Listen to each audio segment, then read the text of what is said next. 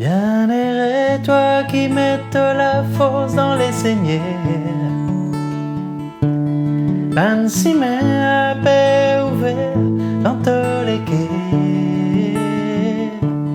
Bien erré, toi qui pardonnais. Voyons bon Dieu. Bonsoir à mon bon frère de Maurice d'Agaléga et de Chagos. Voilà, nous pouvons vivre cette deuxième émission de Carême. Quant à cela, nous pourrons rentrer un peu particulièrement dans le message de Carême qui m'envie adressé, qui m'a dit la dernière fois sur le thème « Changeons nos cœurs et travaillons pour une société plus juste et fraternelle ». Qui fait mon choisir ce thème « Changeons nos cœurs et travaillons pour une société plus juste et fraternelle ». Pour dire que le Carême n'est pas, comment dire, une parenthèse, la vie à part de ce qui est un pays, nous la vie, tout ce qui nous peut vivre nous-mêmes. C'est pourquoi, première question qui m'envie un peu adresse-moi comme cause dans cette lettre-là, c'est la question un carême au cœur des réalités sociales. Pourquoi un carême, nous tous qui vivons un carême, nous sommes très heureux que nos frères et sœurs de la communauté hindoue qui vivent autant de carême, aussi de jeûne pour vivre Mahashivratri, nos frères et sœurs musulmans également dans le temps du Ramadan. Tout ce temps-là, il y a souvent un temps aussi que nous ne pas déconnecter avec une réalité sociale, ne pas déconnecter de la vie. C'est pourquoi cette année, quand nous cause le temps du carême, ce 40 jours qui promènent nous vers Pâques, mais moi, pour insister beaucoup un peu sur ces réalités sociales. Parce que, il y a une jolie parole qui, dans l'Église, un document, dit nous, les joies et les espoirs de l'Église dans le monde de ce temps, dit nous, les joies, les espoirs, les maladies, les épreuves, les contraintes, les injustices, tout ça, une dimension de la vie humaine, nous pas capables, nous chrétiens, pas intéresser nous à ce qui nous peut vivre.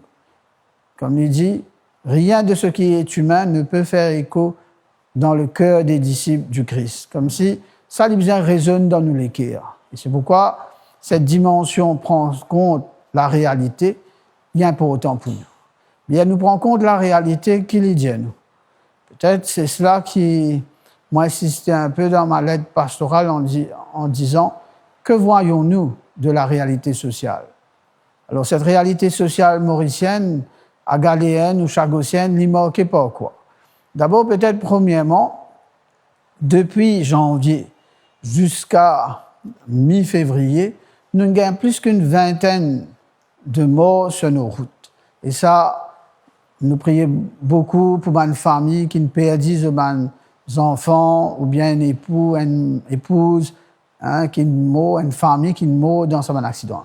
Et ce qui est dramatique, des fois, c'est causé par la consommation d'alcool ou de drogue ou la vitesse qui tue nos frères et sœurs.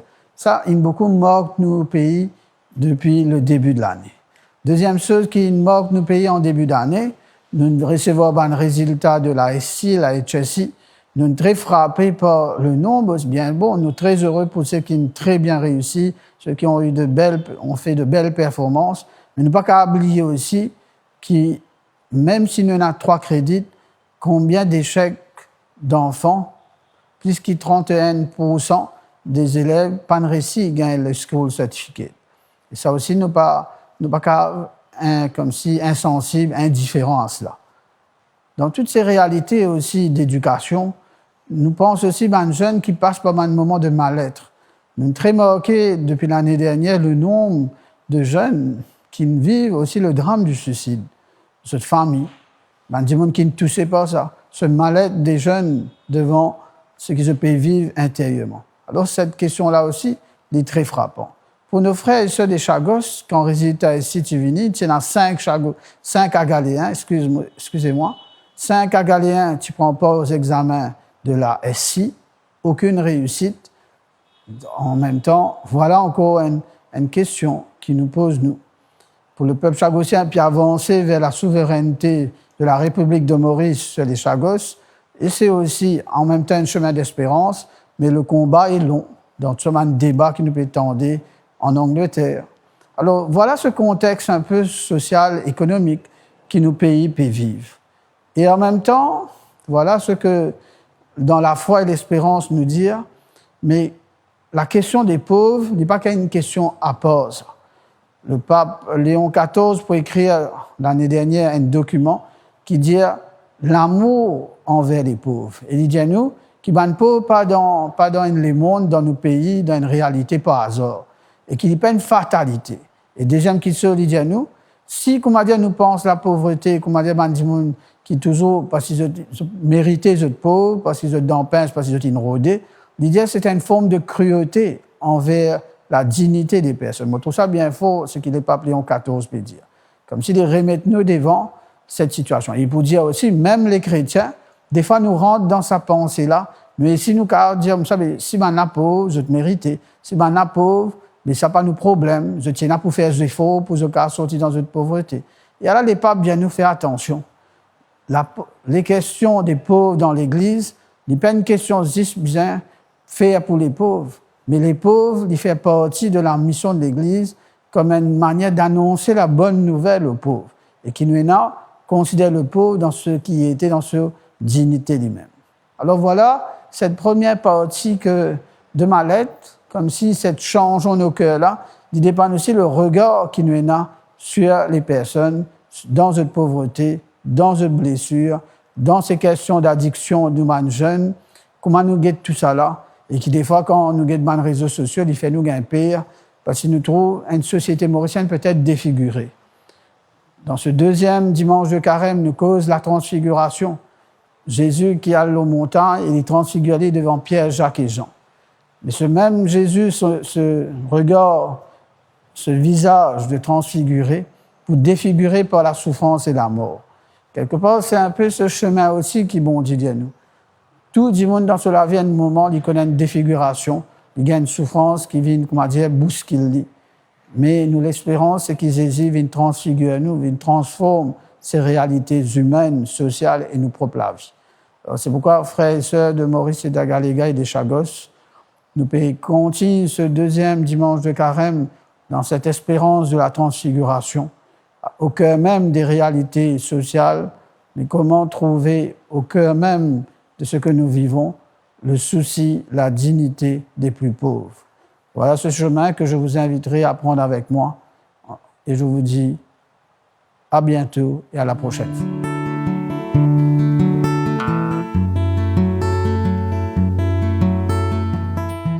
Bonsoir, chers téléspectateurs. C'est avec une grande joie que nous retrouvons ce soir pour commenter avec vous l'évangile de ce deuxième dimanche de carême. Et ici, nous dans l'église de Saint-Matthieu, à la Tour-Kénique, et moi, Père Gérard Mongelard, moi ici, curé de la paroisse depuis ces derniers 6 mois. Alors avec moi, on a M. Brian Aki qui est là, et je vous demande de présenter.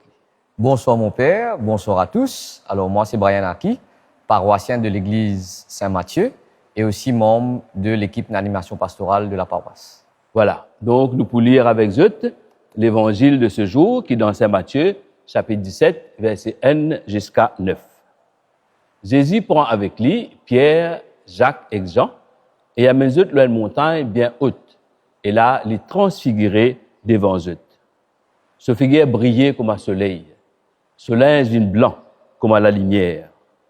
Alors que Moïse et Élie apparaissent et peut cause avec Jésus. Pierre prend la parole et lui dit, Seigneur, un joli endroit ici. Si nous construisons 3 la tente, un pour toi, un pour Moïse, avec un pour Élie. Et pas tu connais qui peut dire. Quand un niaz vient, couvert de tout. Et ben si le tombe en bas, il est là dans sa niaz là, elle la voix qui apparaît, elle la voix qui dit les mêmes mots garçons qui m'ont bien content. Vous mettez toute mon confiance dans lui. Écoute-les. Quand ben si t'as sa cause là, je te perds. Jésus approchait de tous autres et disait levez, pas besoin père. Qui fait ce besoin père? Les autres disaient, et je ne pas trouve personne, juste Jésus tout seul. Et là, Jésus descend la montagne et disait, pas cause ça avec personne. Reste tranquille. Jusqu'à qu'il garde son humanité ressuscité parmi les morts. À nous acclame sa bonne nouvelle là. Louange à toi, Seigneur Jésus.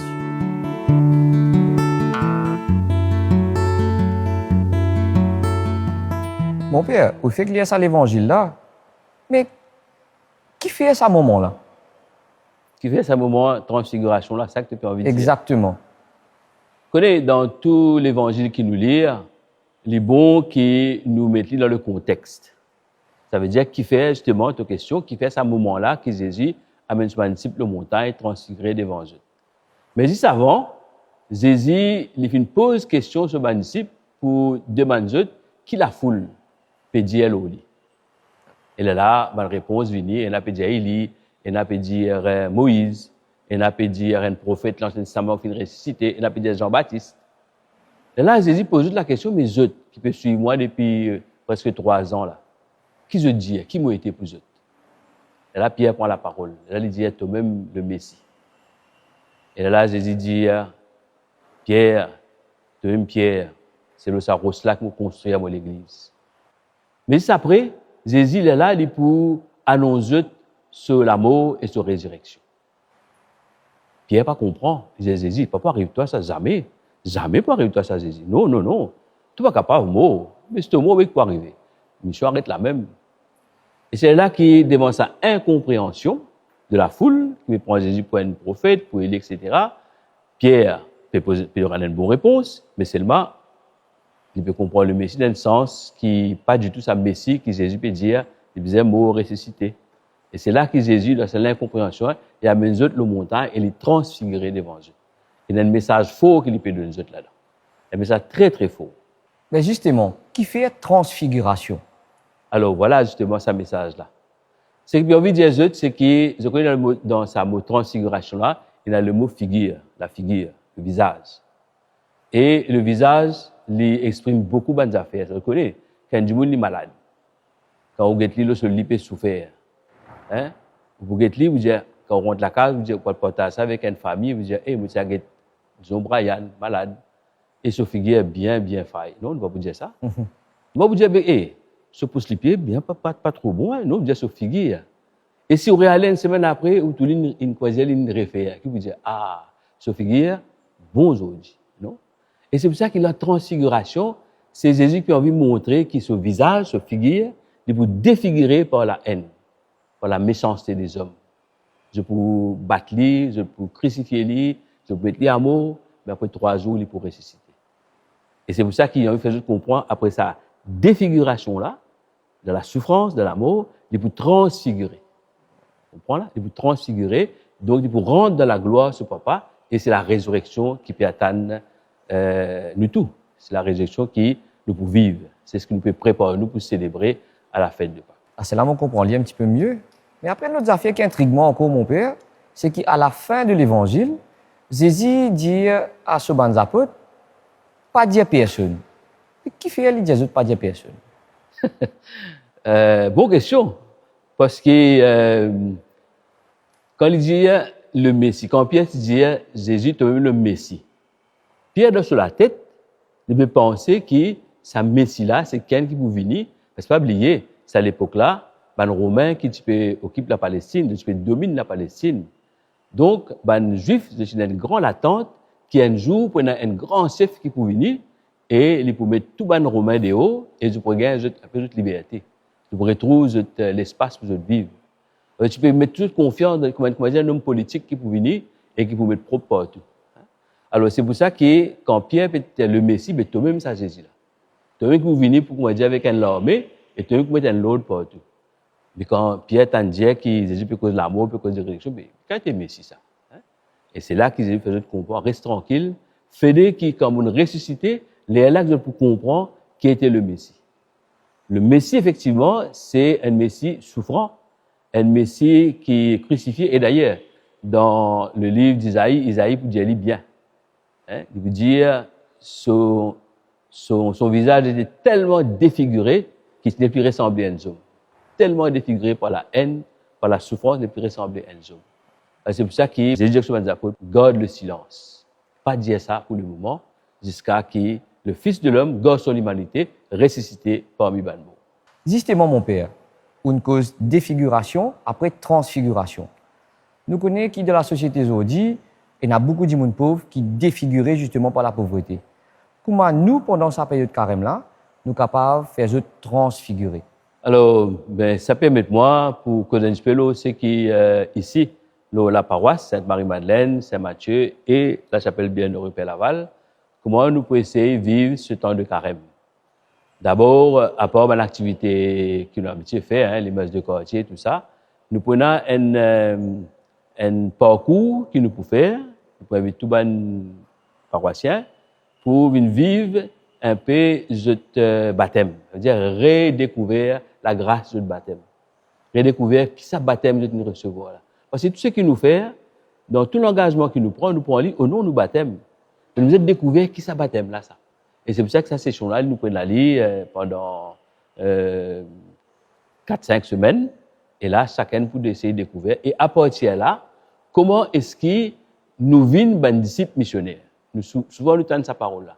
On nous vient des disciples missionnaires. Nous déjà, pas là qui nous parle, mais comment, en tant qu'engagés, comment vraiment nous prendre à cœur sa baptême que nous venons recevoir là. Mais déjà, on est capable de dire que dans la paroisse ici, il y a une bonne action qui peut amener par rapport à les pauvres. Et d'ailleurs, la NEF, National Empowerment Foundation, met un bâtiment à la disposition de Caritas et de nos frères auxiliaires et nous fait inaugurer une guerre de semaines pour nous justement mettre au service de nos enfants qui ont 6 ans le bon à l'école, qui ne peuvent pas lire ni écrire.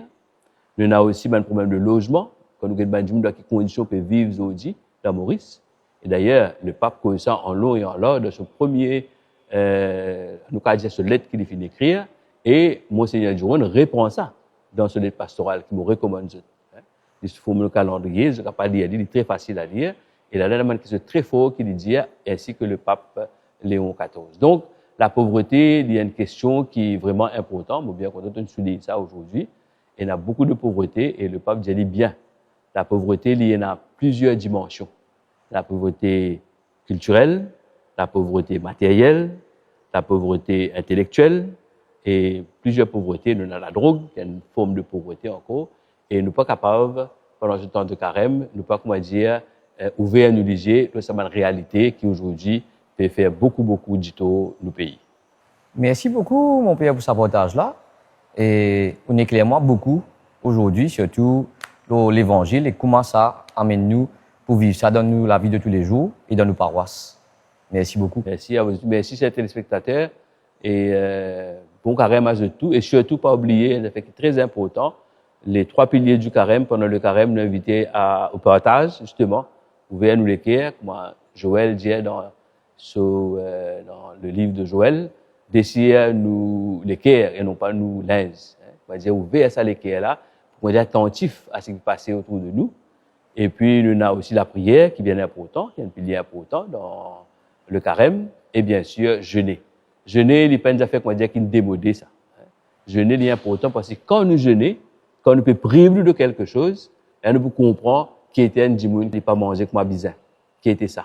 Alors, c'est pour ça que jeûner est important. Nous vivons dans nos échos, et là, nous pouvons sentir l'importance de la solidarité avec les autres. Alors, vous nous souhaitez un grand merci pour votre écoute et un bon carême à vous. Merci.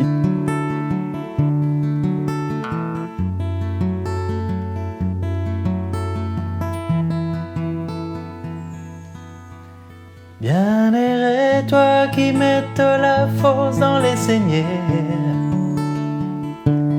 Ben si à paix ouvert dans tous les quais. Bien erré, toi qui pardonnais. Dans l'amour te pour parfait, comme un bon Dieu. Bien erré, toi qui comme un lit, trace te cimé. Au milieu mépris et la haine, te continue traverser. Bien erré, tu trouves la joie.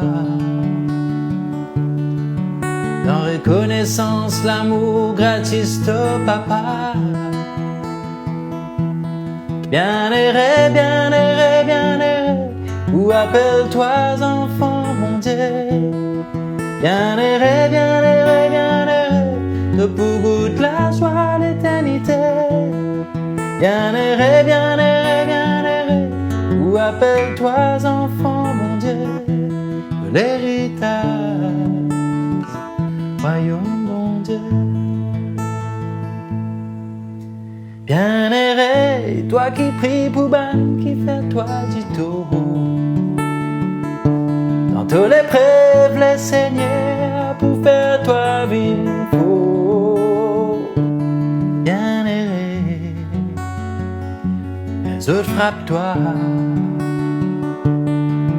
Te répondent avec l'amour puissant sur la croix. Bien erré, si dans ta vie t'as réalisé qu'il pas vaut la peine perdu le temps batté de gaspillage, énergie perdue, y'a de haute vengeance, l'autoban l'ennemi. Bien erré, ou appelle-toi enfant, mon Dieu. Bien erré, de pour goûte la joie, l'éternité. Bien erré, ou appelle-toi enfant, bon Dieu, l'héritage, royaume, bon Dieu, l'héritage. Royaume, bon Dieu, de l'héritage, royaume, bon Dieu.